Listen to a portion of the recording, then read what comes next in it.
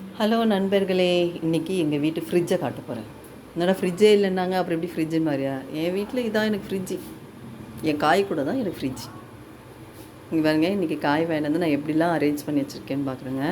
தக்காளி, வெங்காயம், பூண்டு, அதுக்கு கீழே இஞ்சி.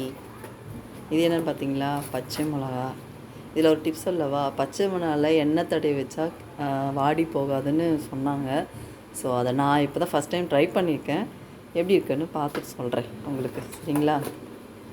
அதே போல் உருளைக்கிழங்கு, தேங்காய். இது பேர் எங்கள் ஊரில் நாங்கள் என்ன சொன்னோன்னா சேப்பங்கிழங்குன்னுவோம். நீங்கள் என்ன சொல்லுவீங்கன்னு எனக்கு தெரியாது. எது இருந்தாலும் எனக்கு கமெண்ட்ஸ் பண்ணுங்கள், நீங்கள் என்ன சொல்லுங்கள். சின்ன வெங்காயம்.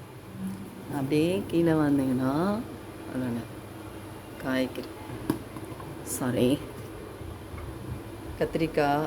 இது எனக்கு எப்படியும் ஒரு 2 நாளைக்கு இந்த காயில் வரும். கருவேப்பிலையே இந்த மாதிரி ஒரு கவரில் போட்டு கொஞ்சம் லூஸாக கட்டி விட்டோன்னா வாடி போகாமல் இருக்கும்.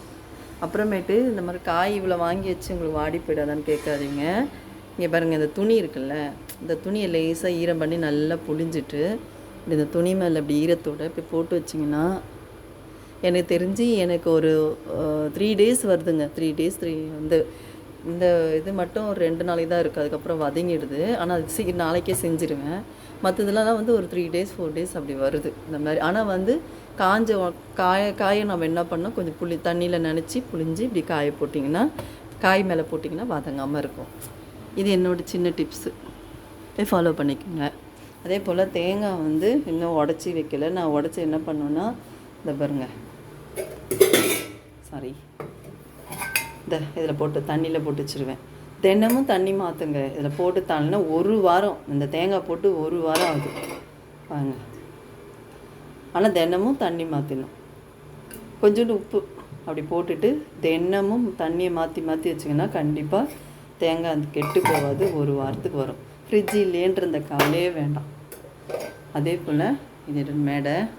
இது வந்து மீஷோவில் வாங்கினேன். 1 வாங்கினா 1 ஃப்ரீ அப்படின்னு போட்டிருந்தாங்க. ரேட்டு தெரியல, மீஷோவில் வாங்கினேன். இது வந்து இங்கே உப்பு கல் உப்பு இந்த பக்கம் இருக்குது. இது சால்ட்டு எல்லாமே போட்டு வச்சுருக்கேன். இது வந்து இதுவும் இது மீஷோவில் இல்லை, என்னது அது பேரே வரலையே, ஏதோ ஒன்று. அப்புறம் இதில் வந்து அந்த குக்கரோடைய இதெல்லாம் போட்டிருக்கேன். இது பேருங்க. இதில் வந்து மிளகு, இதுவும் வந்து ஐயோ அது பேர் வரலைங்க, சாரி, அந்த ஆப்போட ஞாபகம் வரல. அதில் வாங்கின 1 வாங்கினா 1 ஃப்ரீ. இதில் வந்து மிளகு அரைச்சி வச்சுருக்கேன். மிளகு எப்படி அரைக்கணுன்றதை நான் ஒரு டிப்ஸ் போட்டிருக்கேன். என்னென்னா, இது கூட சாதாரணமாக எல்லாருமே மிளகு சும்மா அரைப்பாங்க. நான் வந்து மிளகு கூட மஞ்சத்தூளும் மிளகுத்தூளும் சேர்த்து அரைச்சி பவுட்ரு பண்ணிப்பேன். ஏன்னா நம்ம அதிகமாக முட்டைக்கு தான் யூஸ் பண்ணுறோம். முட்டை நம்மளுக்கு சூடு இல்லைங்களா, அதனால் நம்ம இதில் அரைச்சி போட்டு வச்சிங்கன்னா நமக்கு அடிக்கடி மஞ்சள் தூள் தனியாக, பெருங்காயத்தூள் தனியாக அப்படி போட வேண்டிய அவசியம் இருக்காது. ஸோ இதுதான் என்னுடைய கிச்சன். இது என்னுடைய ஃப்ரிட்ஜி. பிடிச்சிருந்தா லைக் பண்ணுங்கள். சப்ஸ்கிரைப் பண்ணாமல் பார்க்குறீங்க, லைக் பண்ணாமல் பார்க்குறீங்க, தயவு செஞ்சு லைக் பண்ணி சப்ஸ்கிரைப் பண்ணுங்கள். தேங்க்யூ.